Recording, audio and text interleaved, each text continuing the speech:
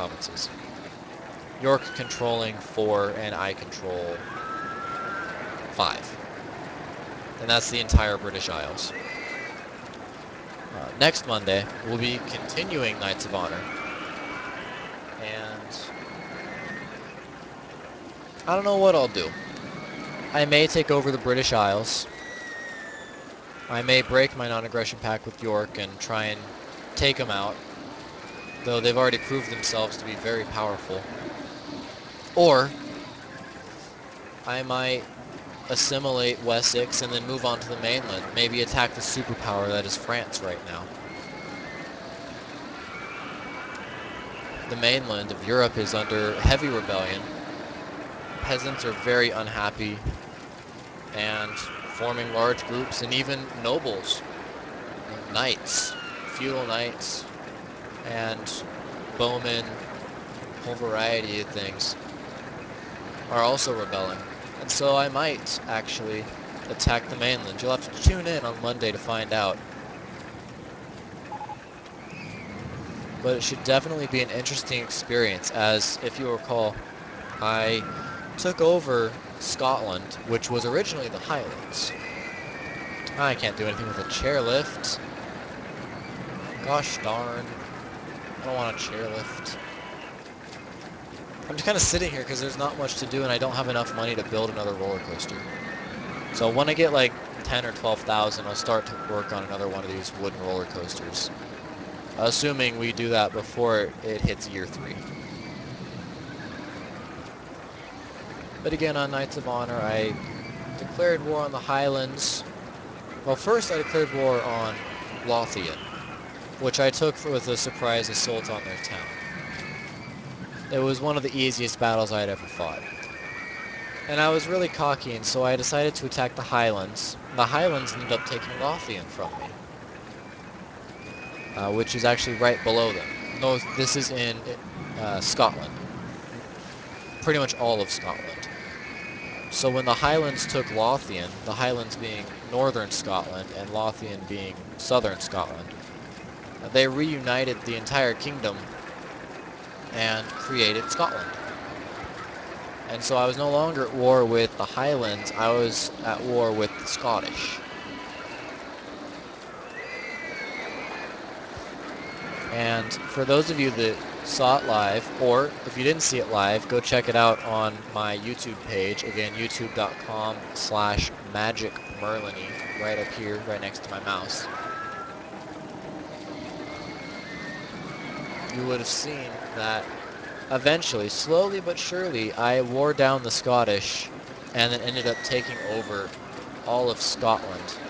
In the same move, I took over East Anglia, which is part of southeastern England, through marriage. I married their princess. I had my prince marry their princess and took it over because their king died. And so East Anglia became mine. And York gave me their southernmost province in all of England of Kent, which is directly across the way from Normandy, France, which Normandy is actually a country at this point. It's a province in Knights of Honor.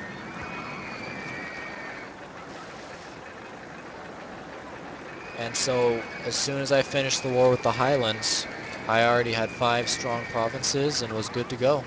Made peace with France and didn't have to worry about war anymore. And so next Monday, we'll be able to see what happens. Now, I mean, you can already see what's going on here with RollerCoaster Tycoon. I'm building roller coasters and waiting for year 3 to come, so we can cut it off into 2, and you'll be able to see the ending of this at a later time, potentially 2 weeks from now, at the very earliest. As if you recall, I mentioned earlier in the broadcast, next week I will be playing Rise of Nations. If Rise of Nations falls through, then I will revert straight to RollerCoaster Tycoon, and we'll go ahead and finish up Evergreen Gardens, or as it is now named Didney Whirl.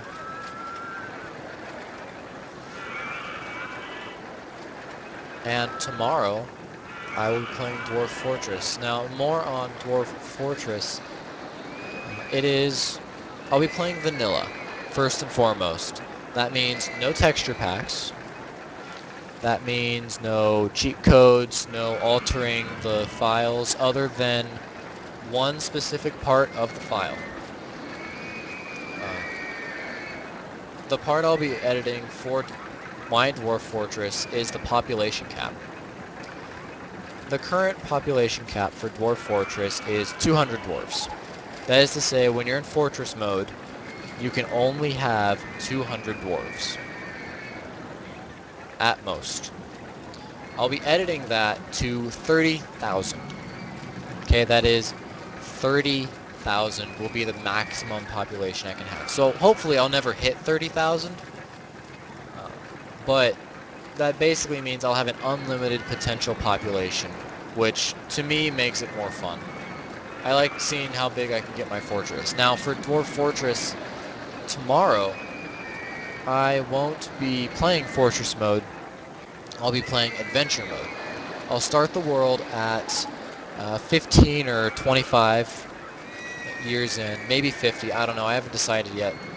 It's going to have some history. And I'm going to be playing in Adventure mode.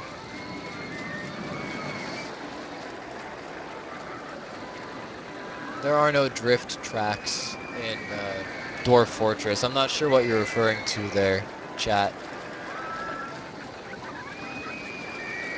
But I can tell you that in RollerCoaster Tycoon, there's also no drift tracks. The closest is a go-kart track, which I then turned into a theater, more or less, with a mosh pit. And these are not drift tracks either. These are just cars on a rail, more or less. But I will be playing Adventure mode. And hopefully I'll be able to survive through that entire ordeal that will be Adventure mode, at least for one episode. Although I imagine that I will die pretty much right off the bat. Even if I choose a good beginning and a good place to start, I imagine that I will be extinguished very quickly by a giant or a cyclops, maybe boogeymen. If I accidentally stay out at night and I can't find a place to sleep, I might die to boogeymen. There's a lot of ways to go, but I'll be doing the Play Now challenge, which means I'll be starting with absolutely nothing, and I'm going to try my hardest to not grind my skills, to not, pick up a bunch of rocks and throw them at trees just to train my training skill. I'm not going to be doing that. I'm just going to pick up stuff and throw them at my enemies. If I'm fighting a bunch of, a horde of wolves, a pack of wolves, they come at me and I happen to have a bunch of rocks in my inventory, I'm going to start throwing them at the wolves, and I'll probably miss a lot of those shots. But that's part of the Play Now challenge, to live as long as possible and to try and become a legend when you start with absolutely nothing. You're completely naked when you start as well. Now, I saw someone do the Play Now challenge, and they died within 2 episodes, as I recall. We have bumper cars. Awesomeness. But in order to start Play Now, they actually decided to steal. In order to get equipment, because you start completely naked, in order to get equipment, they found a shop, and then they stole from it. And that was not the wisest thing, as their entire civilization that they came from hated them immediately. Now I'm going to try not to steal. I'm going to hope that there are some cyclopses or giants or something, and I will go raid all the area around it without actually fighting the cyclops or the giant, because there's no way I'd be able to take them on, right off the bat. That's just not going to happen ever.